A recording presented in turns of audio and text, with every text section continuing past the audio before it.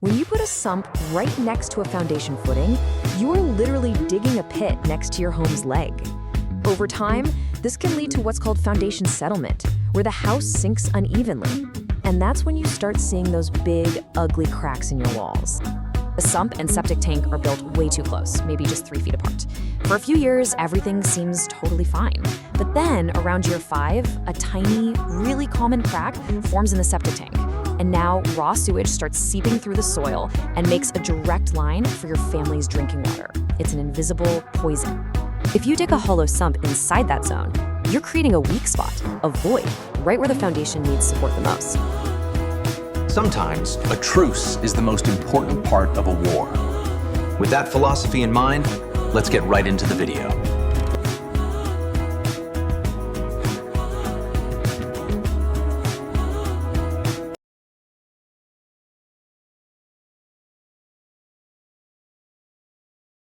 Hey everyone, and welcome. Today we're going to talk about something you probably never think about, but it is absolutely critical when you're building a new home. We're digging deep, literally, to uncover a hidden danger that all starts with one single hole. So let's jump right in. You're building that dream home, right?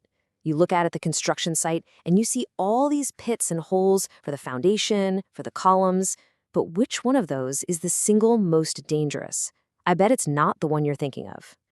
Believe it or not, the answer is the underground water sump.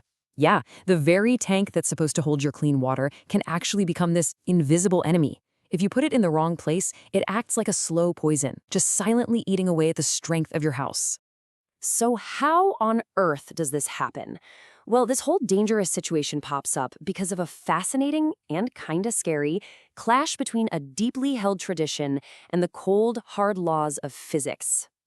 Okay, so here's the conflict in a nutshell.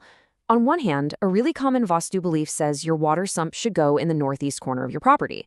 But on the other hand, engineering reality, science, tells us that the corner pillars of your house carry the heaviest loads.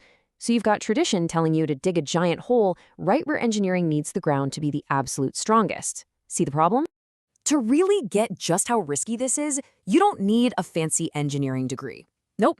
All you need is a little bit of imagination. We're going to do a quick thought experiment that I like to call the one-leg stand test. So get ready, because what we're about to imagine here is the perfect analogy for what could be happening to your home's foundation.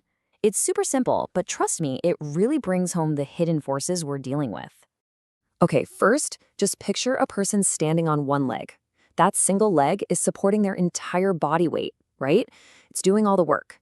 That leg is basically your home's corner pillar, holding up a massive chunk of the house. It's all about that concentrated force. All right, so while they're balancing there, imagine someone just walks up with a shovel and digs a deep 6-foot pit right next to their foot. I mean, inches away. All that solid ground that was holding them up? Poof, it's gone, replaced by nothing but empty space. So what happens next? It's inevitable, right? The soil right under their foot just gives way, they completely lose their balance, and they topple right over into the pit. There's just nothing there to hold them up anymore. And that right there, that is exactly what's at risk.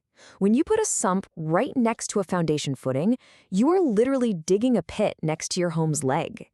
Over time, this can lead to what's called foundation settlement, where the house sinks unevenly.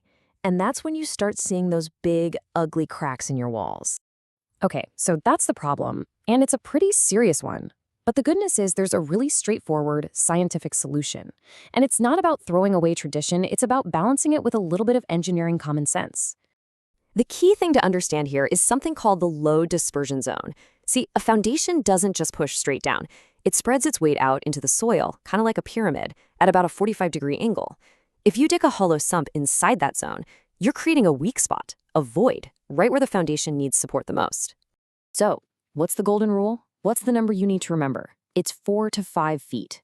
For a standard 6-foot deep sump, you have to keep it at least 4 to 5 feet away from the edge of the nearest foundation footing. That's your safety zone.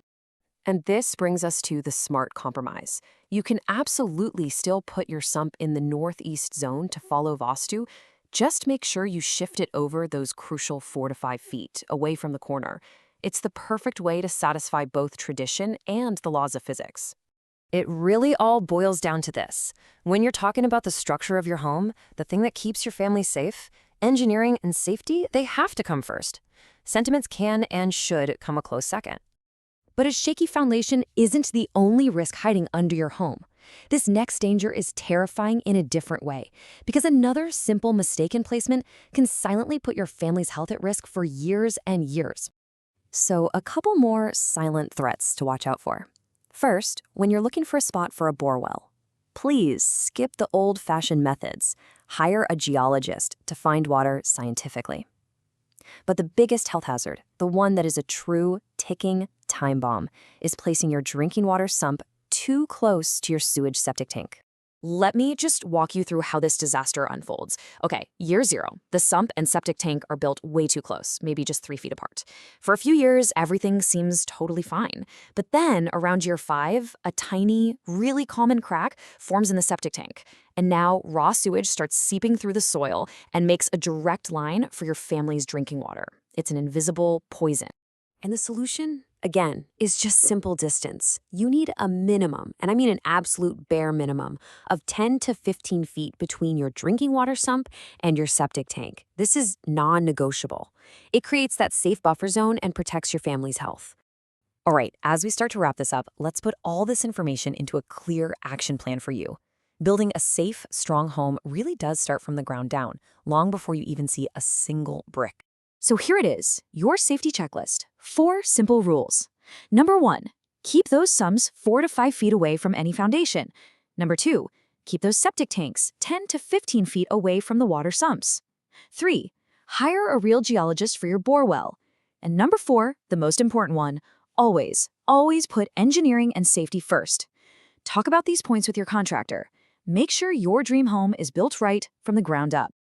So, by getting this underground stuff right, you've secured your home's footing and its water, its lifeline. That's a huge step, but it's just the start. What about the stuff that gives your house its actual strength? You know, the bones and muscle, like cement and steel. Well, that's what we're going to tackle in our next explainer.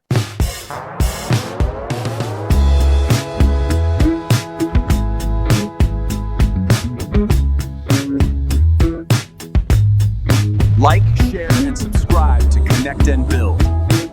I have already done. Did you guys subscribe?